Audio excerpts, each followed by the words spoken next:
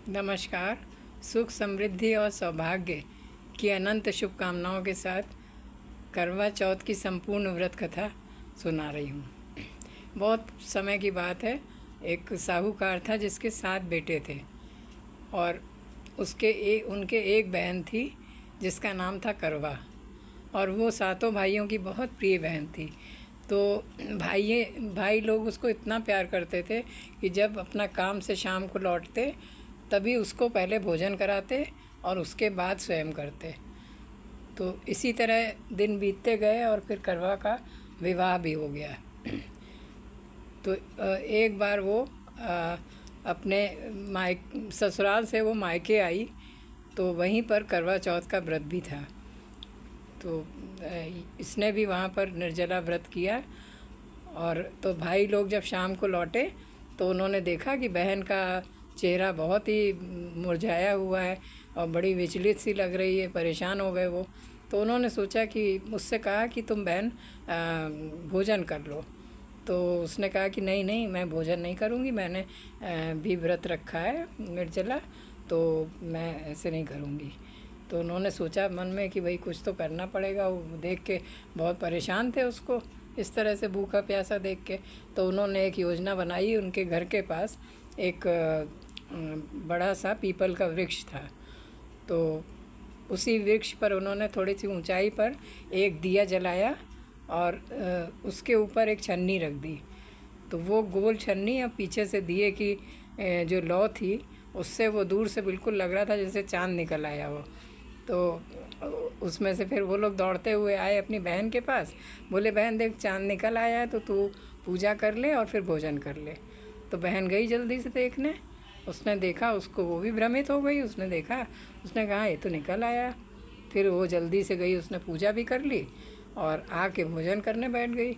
तो उसने भोजन का जैसे ही पहला निवाला मुंह में डाला तो उसमें छींक आ गई उसको, और जब दूसरा डाला तो उसमें बाल निकल आया, और जब तीसरा उसने मुंह में डाला अपने वाला तो उसके घर से, ससुराल से खबर आ गई कि तुम तुरंत घर आ जाओ। तो वो सब छोड़ छाड़ के उठ गई। उसकी माँ ने कहा ठीक है, मैं तैयारी कर देती हूँ। तो वो उसके लिए वस्त्र निकालने लगी। तो जब वस्त्र निकालने लगी तो उसमें से काले और सफ़ेदी वस्त्र निकल रहे थे। तो वो बहुत परेशान हुई कि ऐसा क्यों हो रहा है। तो उन्होंने कुछ बताया नहीं उसको, लेकिन ये कहा कि तुम जाओ और रास्ते में जो भी तुम्हें मिले, बड़ा मिले, बूढ़ा मिले, कोई बच्चा मिले, कोई भी मिले, उसके पैर तुम्हें ज़रूर छूने हैं, आशीर्वाद ज़रूर लेना है। तो वह ऐसा करते करते घर की तरफ जाने लगी। और रास्ते में जो भी मिलता कभी उसको कोई, और जो तुम्हें संपूर्ण उसकी माँ ने उसको ये भी समझाया कि जो तुम्हें संपूर्ण आशीर्वाद दे, कि तुम सौभाग्यवती भी रहो और दूधो नहाओ, पूतो फलो और बूढ़ सुहागन रहो। तो रास्ते भर वो सबके छूती गई, कोई सुखी रहो, कोई खुश रहो, कोई कुछ करता, इस तरह से वो अपने घर तक पहुंच गई। लेकिन संपूर्ण आशीर्वाद उसको अभी तक नहीं मिला। तो बाहर उसकी छोटी ननद खेल रही थी, तो उसने उसके भी पैर छुए। तो ननद ने फ़ौरन उससे कहा अखंड सौभाग्यवती रहो, दूधो नहाओ, पूतो फलो और बूढ़ सुहागन रहो। तो वो बहुत एकदम से खुश भी हुई और उसने गांठ बांध ली अपनी साड़ी में।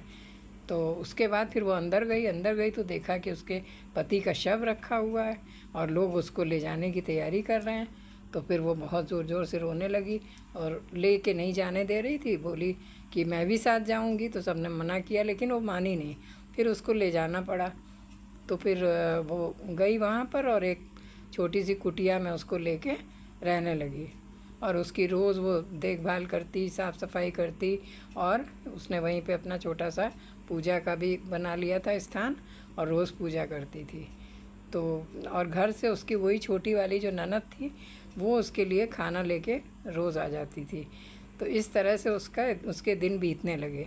लेकिन उसने इस काम में कोई कमी नहीं रखी और हर महीने में चौथ आती थी और वो हमेशा पूजा करती और कहती कि माता मेरा सुहाग लौटा दो। लेकिन हर चौथ पे माता उससे कहती कि जब बड़ी माता तुम्हें आएंगी कार्तिक मास में, तभी वही तुम्हारा सुहाग लौटाएंगी। तो इस तरह से कहते कहते अश्विन मास आया।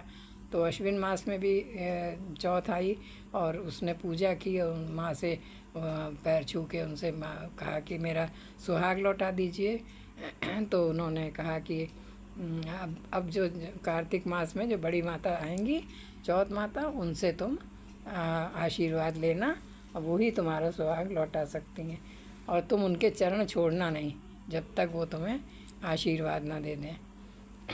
तो उसने ऐसा ही किया। अगले कार्तिक में जब कार्तिक मास में अगले महीने जब चौथ आई तो फिर उसने माता का उसी तरीके से व्रत किया निर्जल, और पूरी पूजा के साथ फिर उस माता प्रकट हुई। उन्होंने तो ये इसने उनके पैर पकड़ लिए और कहा कि माता मेरा सुहाग आप लौटाइए, माता मेरा सुहाग लौटा दो। तो माँ से बहुत इसने प्रार्थना की। तो उन्होंने कहा तुमने बहुत बड़ी गलती की थी। तो उसने कहा हाँ मुझे क्षमा कर दीजिए, मुझसे बहुत बड़ी भूल हो गई थी, तो अब आप मेरा सुहाग लौटा दो माँ। तो फिर उन्होंने देखा कि ये बहुत मतलब इसने बहुत आस्था से सब कुछ किया है। तो फिर उन्होंने अपने हाथ से मेहंदी, मांग से सिंदूर और जो भी इस तरह की सुहाग के चिन्ह थे वो सब उन्होंने छू के अपने पास से अपना सिंदूर, अपनी मेहंदी, सब कुछ उसके जो जल था लोटे में उसमें घोल दिया और उसका छींटा उन्होंने इसके पति के शव पे छिड़क दिया।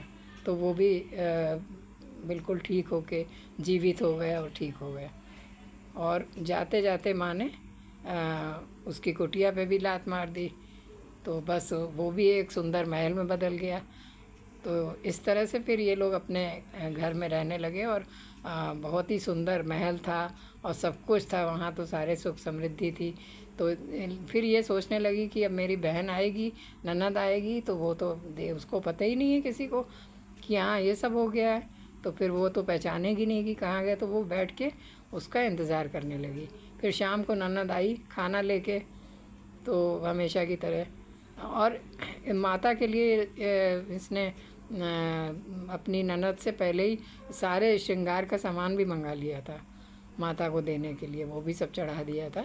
और फिर इसकी जब ये ननद आई तो फिर इसको अंदर ले गई, कहा कि देखो तुम्हारे भाई अब जीवित हो गए, अब तुम घर जाना और कहना कि बाजे गाजे के साथ आएंगे सब लोग और हमें लेने, इस तरह से देख लो। तो उसने विश्वास नहीं किया, फिर ले गई मिलाने, दिखाया इसने।